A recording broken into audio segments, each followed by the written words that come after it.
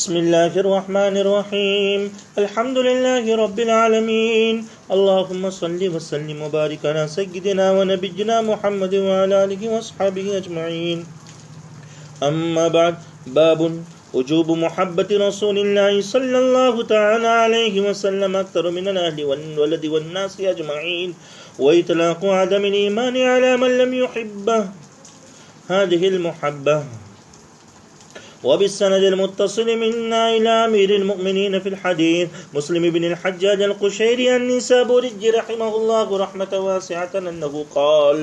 حدثني زهير بن حرب قال حدثنا إسماعيل بن علية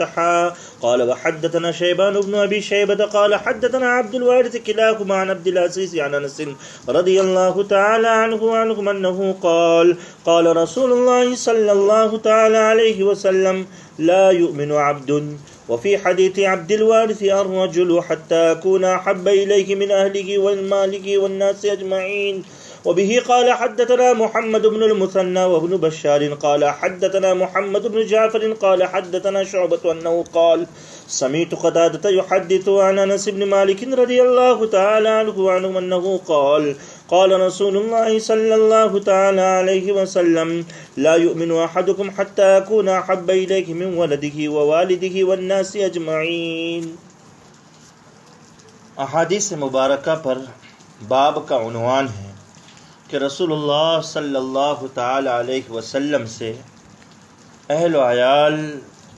والدین اور سبھی لوگوں سے محبت کے واجب ہونے کا بیان، یعنی اہل و عیال، والدین اور سبھی لوگوں کے مقابلے میں سب سے زیادہ محبت رسول اللہ صلی اللہ تعالی علیہ وسلم سے ہو، اور جس کو ان سے ایسی محبت نہ ہو وہ مومن نہیں. حضرت انس بن مالک رضی اللہ تعالیٰ عنہ روایت کرتے ہیں، رسول اللہ صلی اللہ تعالیٰ علیہ وسلم نے فرمایا کہ کوئی بندہ مومن نہیں ہو سکتا. عبد الوارث کے حدیث میں بجائے عبد کے رجل کا لفظ ہے کہ جب تک کہ میں اسے اس کی اہل، گھر والے، مال اور تمام لوگوں سے زیادہ محبوب نہ ہو جاؤں. اس باب کا ماقبل کے ابواب سے ربط یہ ہے کہ پچھلے باب میں ایمان کی حلاوت چاشنی پیدا کرنے کے لیے 3 باتیں بتلائی گئی تھی. ان میں پہلی بات تھی من کان اللہ و رسولہ احب الیہ مما سواہما.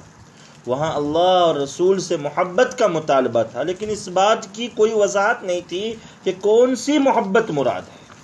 اللہ اور اس کے رسول سے کون سی محبت مراد ہے. اسی کی تفصیل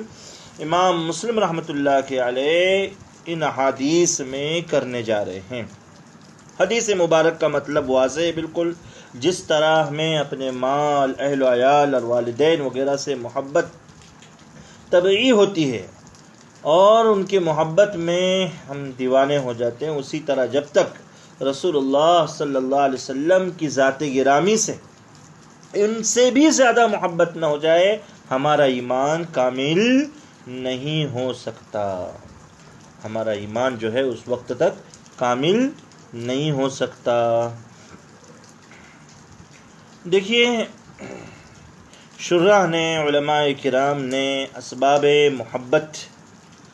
جو 4 بیان کیے ہیں کہ جمال ہے،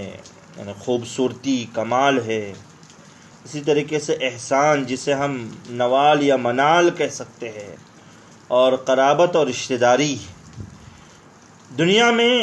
کسی سے محبت ہونے کے لیے ان 4 اسباب میں سے کوئی ایک سبب پایا جانا چاہیے. اللہ تبارک و تعالی نے اپنے برگزیدہ اور پیارے رسول جناب محمد رسول اللہ صلی اللہ تعالی علیہ وسلم کی ذات مبارک میں تمام یہ اسباب محبت جمع کر دیے تھے. شمائل نبوی کی روایت کو اگر آپ سامنے رکھیں تو آپ کو یقین کرنا ہوگا کہ رسول اللہ صلی اللہ علیہ وسلم کے چہرے انور کی جو دلربائی تھی، آپ کے لب و لہجے کی جو مٹھاس تھی، شیرینی تھی، اسی طریقے سے آپ کے مسکراہٹ اور تبسم کا جو انداز تھا، آپ کی گفتار کا جو طریقہ تھا، اور آپ کی رنگت کی جو ملاحت تھی اور آپ کا جو قد و قامت، اس کی جو دل فریبی تھی، اس نے رسول اللہ صلی اللہ علیہ وسلم کی ذات گرامی کو کائنات میں سب سے عمدہ، حسین و جمیل بنایا تھا۔ عائشہ رضی اللہ تعالی عنہا فرماتی ہے کہ مصر کی عورتوں نے حضرت یوسف علیہ السلام کو دیکھ کر اپنے ان کی خوبصورتی سے اور ان کے حسن و جمال سے متاثر ہو کر قطعنا ایدیہن، انہوں نے اپنے ہاتھوں کو کاٹ دیا، لیکن اللہ کے رسول صلی اللہ علیہ وسلم کی وہ ذات گرامی ہے کہ لوگوں نے آپ کی شخصیت، آپ کی ذات گرامی، آپ کے حسن و جمال کو دیکھتے ہوئے اپنی گردنیں کٹوا دی۔ کمالات تو ایسے کہ اللہ تبارک و تعالی نے سابقہ انبیاء کرام علیہم السلام کو جو خصوصیات عطا فرمائی تھی، وہ رسول اللہ صلی اللہ علیہ وسلم کی ذات مبارک میں جمع فرما دی تھی۔ حسن یوسف ید عیسیٰ دم بیضا داری، آنچے خوبہ ہما دارن تو تنہا داری۔ شاعر فرماتا ہے کہ سابقہ انبیاء کرام علیہم السلام کی جو خصائص تھی، جو خصوصیات تھی، اللہ تبارک و تعالی نے سرکار دو عالم صلی اللہ تعالی علیہ وسلم میں وہ تمام خصائص جمع فرما دی تھی۔ خدا آپ صلی اللہ علیہ وسلم نے فرمایا اوتیت علم الاولین والآخرین،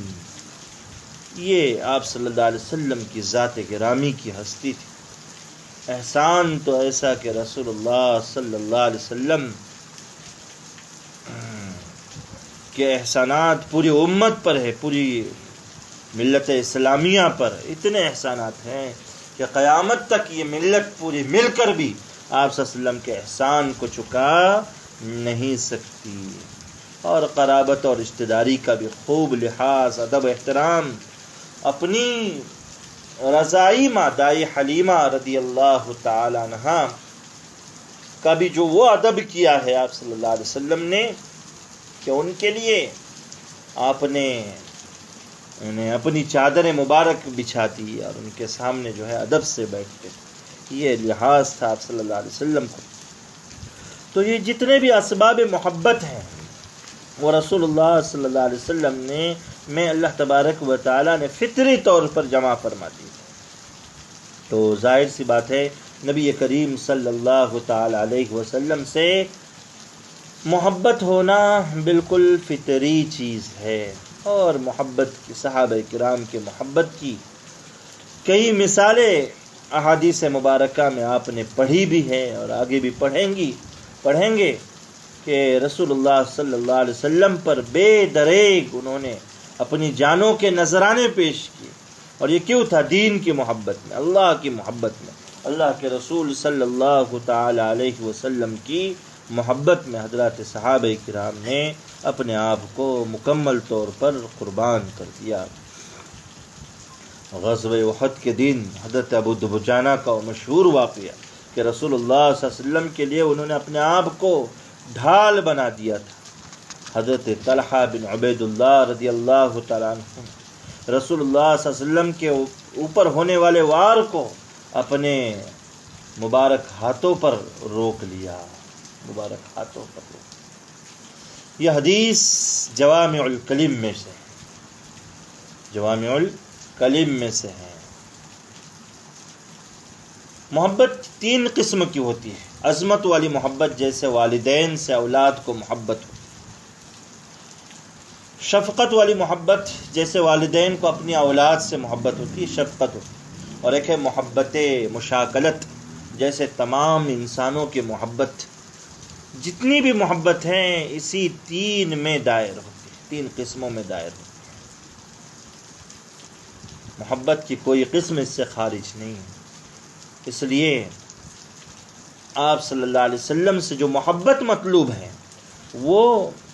مطلب انہی تین قسموں کی محبت یہاں پر مطلوب ہے کہ یہاں ایک سوال یہ ابھر کر سامنے آ سکتا ہے کہ حضرت انس رضی اللہ تعالیٰ عنہ کی ہی روایت صحیح بخاری میں ہے، اس میں والد کا تذکرہ پہلے ہے، اور یہاں اس صحیح مسلم کی روایت میں ولد کا تذکرہ پہلے اور والد کا بعد میں، اس کی کیا وجہ ہے؟ فتح الباری میں حافظ صاحب رحمۃ اللہ علیہ نے دو وجہ معقول وجہ لکھی ہے۔ ایک تو یہ لکھی ہے انہوں نے کہ والد کو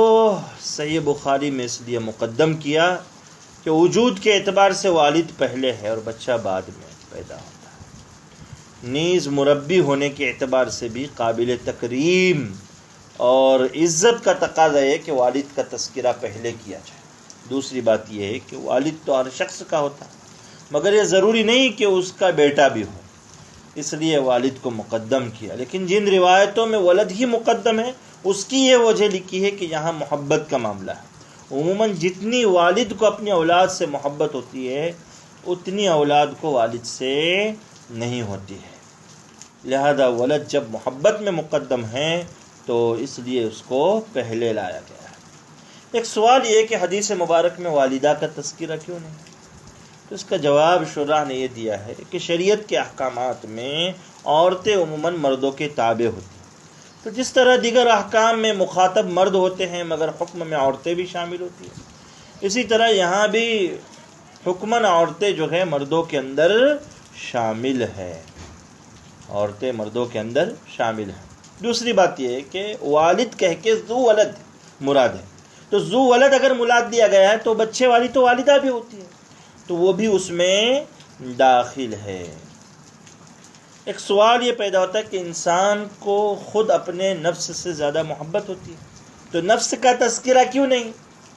الناس اجمعین میں شرح کہتے ہیں کہ انسان کا نفس بھی داخل ہے، اس لیے یہاں مستقل اس کے ذکر کی ضرورت نہیں، اس لیے یہاں جو ہے اس کی مستقل اس کا جو ہے تذکرہ کرنے کی ضرورت نہیں سمجھی گئی ہے۔ باب الدلیل على ان من خصال الایمان ان يحب لاخيه المسلم ما يحب لنفسه من الخير، وبه قال حدثنا محمد بن المثنى وابن بشار انهما قال حدثنا محمد بن جعفر قال حدثنا شعبة قال سمعت قتادة يحدث عن انس بن مالك رضي الله تعالى عنه وعنهم عن النبي صلى الله تعالى عليه وسلم قال لا يؤمن احدكم حتى يحب لاخيه وقال لجاره ما يحب لنفسه، وبه قال حدثني زهير بن حرب قال حدثنا يحيى بن سعيد عن حسين المعلم عن قتادة عن انس رضي الله تعالى عنه وعنهم عن النبي صلى الله تعالى عليه وسلم قال والذي نفسي بيده لا يؤمن عبد حتى يحب لجاره أو قال لأخيه ما يحب لنفسه۔ باب کے عنوان کا ترجمہ ہے کہ ایمان کی خصلتوں کی علامت یہ ہے کہ اپنے مسلمان بھائی کے لیے آدمی وہی پسند کرے جو اپنے لیے پسند کرتا ہے۔ حضرت انس رضی اللہ تعالیٰ عنہ رسول اللہ صلی اللہ علیہ وسلم سے روایت کرتے ہیں کہ آپ صلی اللہ علیہ وسلم نے ارشاد فرمایا، تم میں سے کوئی شخص اس وقت تک پورا مومن نہیں ہو سکتا جب تک کہ اپنے مسلمان بھائی کے لیے وہی بات پسند نہ کرنے لگے جو اپنے لیے پسند کرتا ہے۔ اخ کا لفظ ارشاد فرمایا یا جار کا، راوی کو اس میں ذرا شک ہے۔ اس باب کا بھی کمال ایمان سے تعلق ہے۔ کمال ایمان کی ایک علامت جیسے حب رسول بتلائی گئی، دوسری علامت حب مسلم ہے، یعنی مسلمان سے بھی محبت آدمی کو ہونی چاہیے۔ تو عام مسلمان کی محبت کا نتیجہ یہ ہوگا کہ پھر آدمی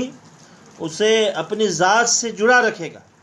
جو چیز وہ اپنے لیے پسند کرتا ہے وہی چیز وہ اپنے بھائی کے لیے بھی پسند کرے گا۔ یہاں جو لا یؤمنو میں لا جو ہے نفی کمال کے لیے، کمال کی نفی کرنے، کامل درجہ جو ایمان کا ہے اس کی نفی کرنے کے لیے، نفس ایمان کی نفی کے لیے نہیں ہے۔